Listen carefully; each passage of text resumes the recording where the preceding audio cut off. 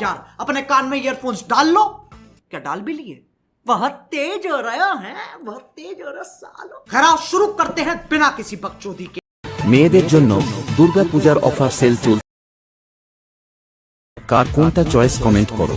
এটা শাড়ির কুচি ধরে এডিট করে দেবে, আর এটা মেলা দেখাতে নিয়ে ঘুরতে নিয়ে যাবে, আর এটা মাল খারাপ হলে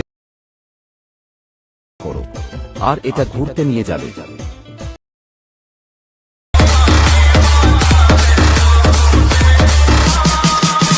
DJ, be back.